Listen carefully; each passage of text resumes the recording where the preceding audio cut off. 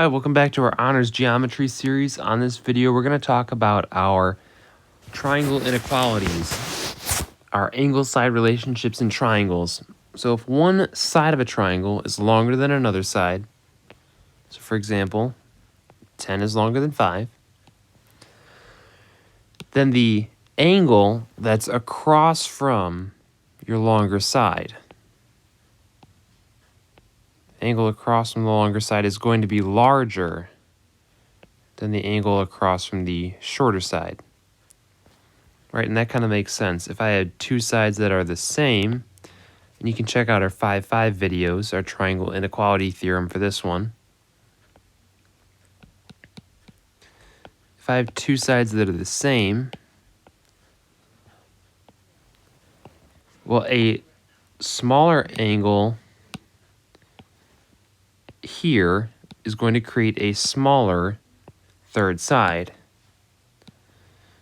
But if I make that angle larger without changing the length of that second side, I get a larger third side. So small angle is across from a small side. Large angle would be across from a larger side. So my angle at the top vertex, maybe that would be A, would be larger than angle C, because angle A opens up to a larger side than angle C does. Okay, and it works in reverse as well. The shorter side is across from the side across from the greater angle is longer,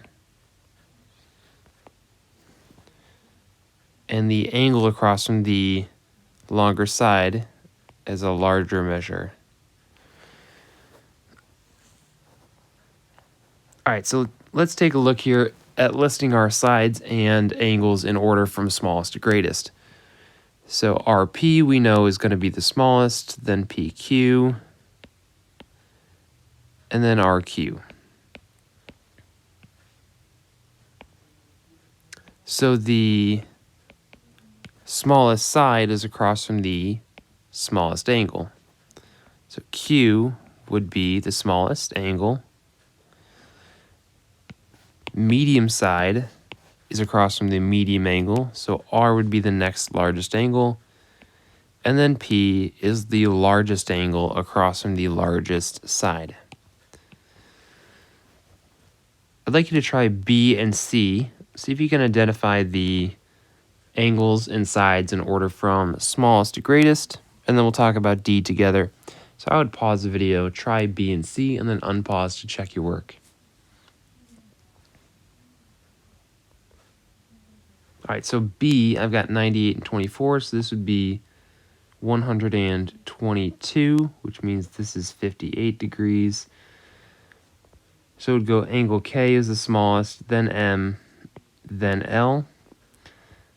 So K is the smallest, which means that ML across from that is the smallest side.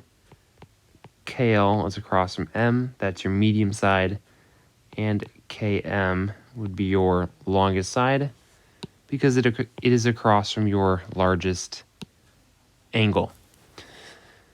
On C, you have an isosceles triangle, so your smallest angle would be A, and then it would be a tie for second between angle B and angle C. And for the sides, of course, BC would be the smallest, and then it's a tie between AB and AC. So AB and AC. And how do I do D? Well, first thing I need to do is figure out what are those three angles. So I know that these angles all add up to 180. I can solve for x. So 20x minus 2 would be equal to 180.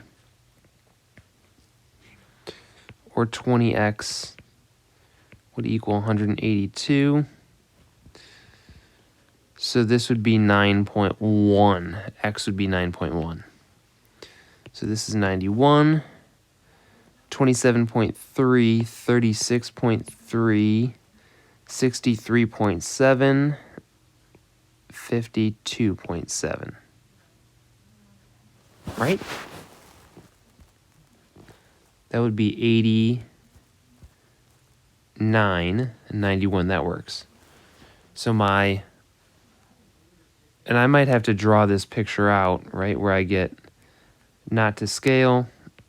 A is 36.3, B is 52.7, C is 91. Wow, that's not even close. My goodness, but we'll work with it. So my shortest side would be AB, and then it would be, I'm sorry, my longest side would be AB.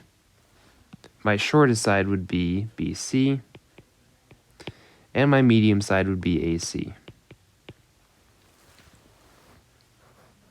Because the shortest side is across from the shortest side is across from the smallest angle, the longest side is across from the largest angle. So that's how I would compare measurements in a triangle based on the triangle inequality